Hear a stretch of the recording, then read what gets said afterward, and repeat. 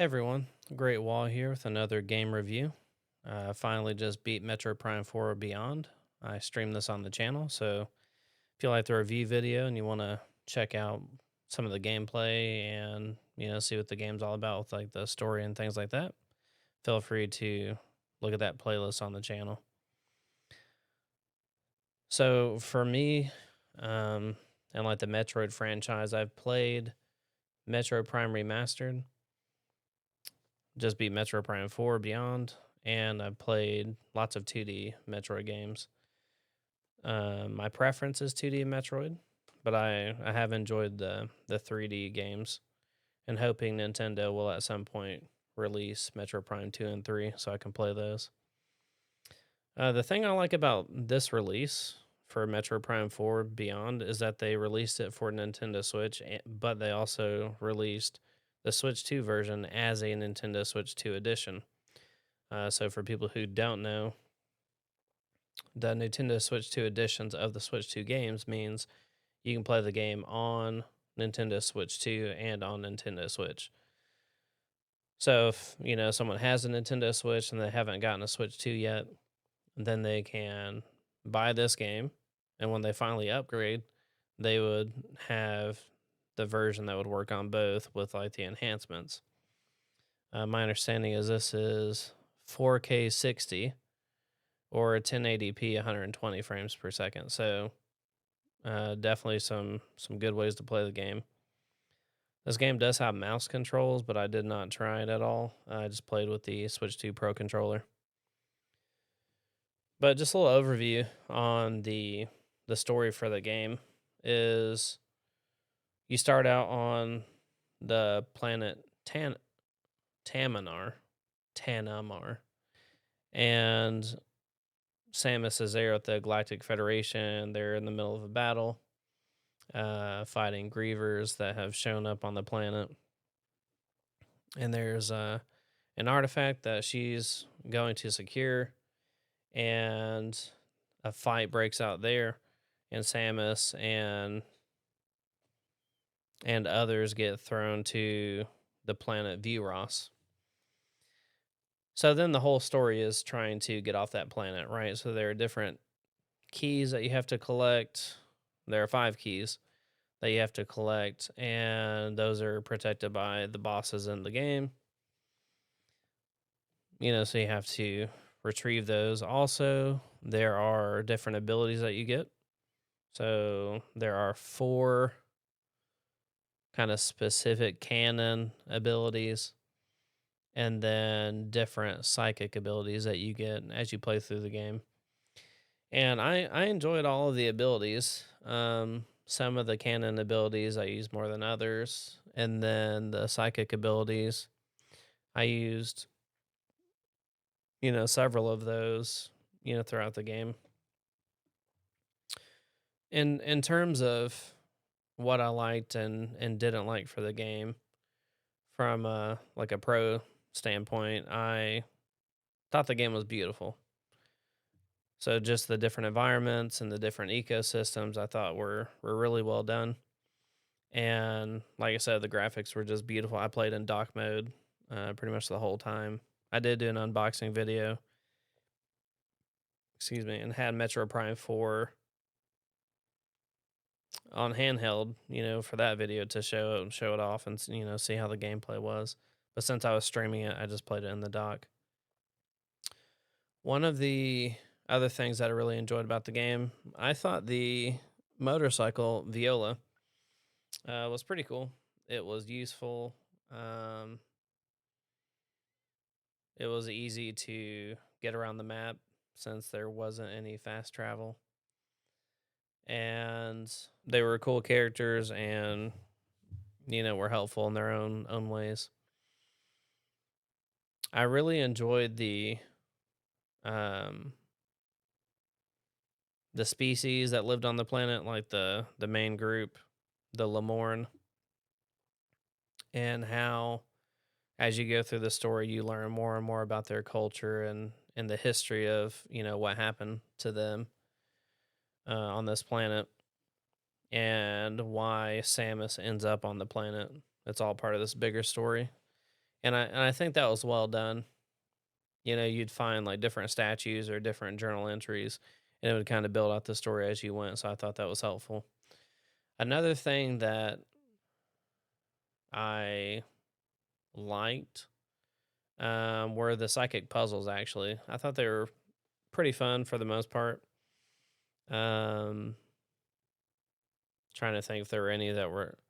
There were a few that like took me a second to get, or like it didn't click at first that I was supposed to be doing like a psychic thing, and then you know, I, once I figured it out, I'm like, oh, okay, I should have known that to begin with, or I should have thought of it to begin with. But yeah, I enjoyed those. And then in terms of cons, I think one of my biggest cons for sure was the map. I thought the map could have been way better. So in terms of like pulling up the map and like what you could do with the map, you couldn't put a marker in a section of the map that you hadn't been to yet. And for me, that's kind of weird. Like I wish they would have implemented more of like a Breath of the Wild, Tears of the Kingdom type map, where you could put a marker on the map, and then that icon, like if you use one of like the colored blocks in Breath of the Wild or Tears of the Kingdom, that would show up on the mini map, and it would kind of point you in the direction that you needed to go. Metroid Prime 4's map did not work that way, so you could put a marker in a section you'd already been to, but then in the mini map in the corner, it wouldn't show up on the mini map unless you were like super close to it, and then it would just kind of be like, okay, it's in that section. So you had to constantly look at your map to make sure you're going in the right direction, and I found that to just be slightly annoying, especially when like I'm driving and then I would see like green energy crystals that you need to break and collect as you go, and then I would, you know, essentially drift into those pieces, and I'd end up inevitably having to do a circle because I missed a piece, and I'd try to go back and get it, and then I wouldn't know what direction I was going just based on like how I was moving to get these crystals. So if the icon, like the marker, would have stayed on the mini map and continued to point you in the direction that you needed to go, that would have been way more helpful than having to check the map all the time. The other thing that I found to be a con was the control scheme. So for me, like I'm using the plus button like as a start button in most games, right? But in Metroid Prime 4, they made that the viola trigger. So like when you press the plus button, you get onto the viola motorcycle and then you're trying to drive. So I'm trying to get into the start menu, and I'm like constantly like getting on the bike and getting off the bike because I'm trying to look at something, probably the map. So that was a little annoying. And then just like some of the button schemes for how you control the motorcycle were strange, and maybe you could have changed it in the game, but I just left it as it was. I didn't try to change it. And then I think like, and this is like a small con, but so it's like it's more of a suggestion than a con, but it would have been good if they would have put more like monster variation into the game. I know they had some based on like the environment, like whether a creature was like an ice creature or like a fire creature, but it would have been better to see more variety. And I know that the game was announced early and was with a development company and then had to get moved to a different development company and kind of revamped. So I'm sure like, they did as much as they could in like a reasonable time period before they needed to get the game out. But it would have been nice to have some more variety just in terms of, what we got as like a final product. But I think the game was great and I would recommend anyone to play it. But those are just a few of the little things that I thought could have been improved. I do think the other thing that felt just slightly off in terms of like, was this something that really needed to be in the game, or like could it have been done slightly differently, was like getting the green energy crystals. So it took a long time to get all the green energy crystals. So whenever I'm driving around, I'm on the motorcycle, I'm hitting the green energy crystals, I'm collecting them. It just felt like you didn't really get a lot. Like every time you like crash through some green energy crystals. So you definitely want to make sure you hit the shrines, or when you get the psychic power bomb ability, make sure that you're hitting the really big green energy like boulders and breaking those. From my experience, I was only able to break them with a psychic power bomb, but I didn't try the super missile, so maybe a super missile would work. But when I, went through what I played, I didn't think to use a super missile, so, or if I did, I forgot, but the psychic power bombs is how I did it, so that's what I used. But yeah, I do overall like the game, and enjoyed streaming it on my channel, and spending time with the community that showed up to watch me play and like chat about it. And I think with the way the game ended, that there's room to expand on the story, like the current story. So if Nintendo did that, I think that'd be cool, but it'd also be fine if they decided to go in like a completely different direction for the story. So it's really up to them on how they want to do that. I did like the different suits, and how those change over the gameplay.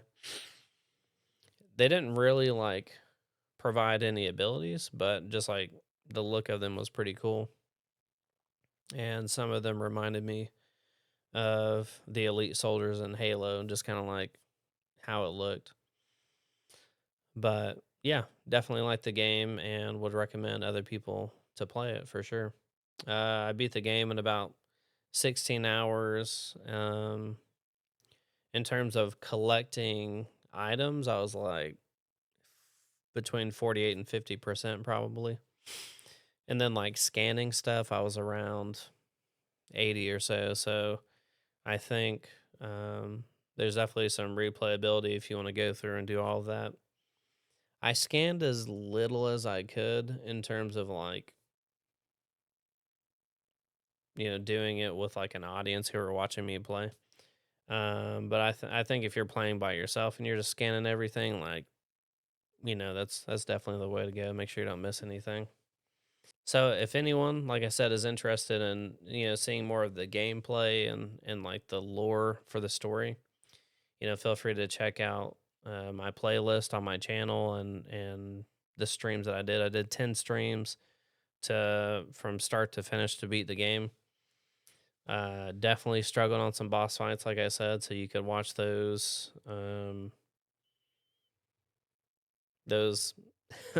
streams and see how I struggled with that. And then